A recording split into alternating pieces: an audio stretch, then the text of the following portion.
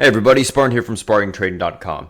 Today I want to give you guys a good example of one of the trades that I did this week in regards to covering some swing trading basics, something I haven't done as much on YouTube, but I'm going to start doing a little bit more and more of this as we kind of go through some more examples going forward. So today I want to talk about one example in particular, short-term swing trade, KCAC. You can ignore this little intraday trade here, but basically what I want to talk about is one way to take a swing trade, which is extremely basic. This is probably the number one swing trade that you should be taking if you're just starting out, which is simply just buying a trade alongside of a trend line as it's trending to the upside. So what we want to do is we want to look at the daily chart. We also want to look at that hourly chart or some sort of bigger time frame.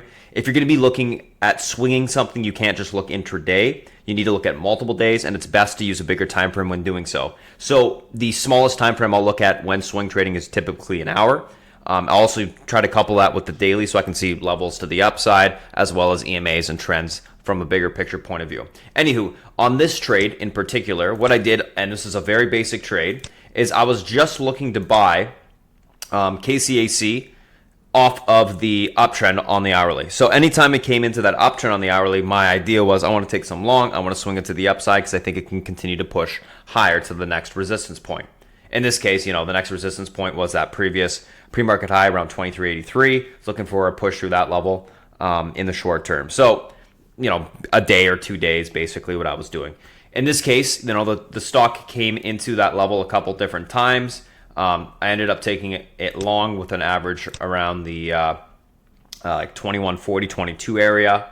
And then as it continued to push to the upside, the next day, it started to break out with a little bit of call buying after it reclaimed that uptrend support.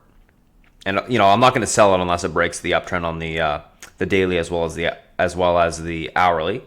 As it reclaimed that level, ended up adding more into the position around 23.20. So, and then as it pushed to the upside, basically scaling out around 24.70 into the recent area of all-time highs, as well as sellers were coming in on the L2 as well. So this was a short-term swing trade, just looking for basically a couple points over the next couple days. In this case, about 2.5 points of room to the upside.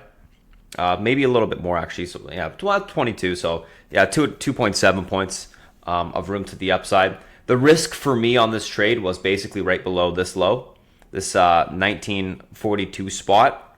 I wasn't full size until it started to break out and started to push back above that line. So basically I was looking for confirmation. Once I had confirmation or a little bit of volume coming in, added into the position and then ended up selling most of it on the pop there.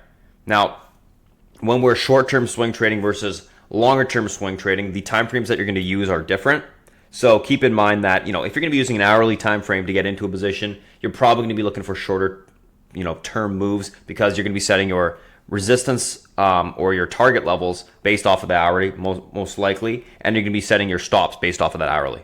So it would make sense that you're going to be out of that position a little bit shorter term. If you're going to be looking at a daily or using a daily to set up a swing trade, for instance, let's just look at something random like Lulu. If this thing breaks out of this resistance level, you could take the position long at, let's say, 362 as long as the position holds above that level, but you're going to be looking at it on a much bigger time frame. So you're going to be looking at targets on the daily, and you're going to be looking at your stop area on the daily as well. So you're going to have to give it days and days for it to start to work, days for it to actually continue to work, and basically you're going to be moving up your stop based off of that, these daily or daily trend levels, et cetera, et cetera. So, when we swing trade, keep in mind, you got to look at what time frame you're actually trying to swing trade on. And then your expectation should be based off of that time frame I'm using. I should have, this sort of time in mind in regards to how long I'm going to be staying in this position. Anywho, that's all I want to talk to you guys about today, some swing trading basics. Again, this is one of the most basic trades you can take on the swing trade side, which is basically buying alongside a uptrend. And, as the price touches that uptrend, then looking to sell it higher as it bounces back off of that uptrend, pushing to the top of the channel. So that's it, guys. That's all I had for today. We're going to do a little bit more and more and more as time goes on, but this was just a good example, so I thought I would cover it today.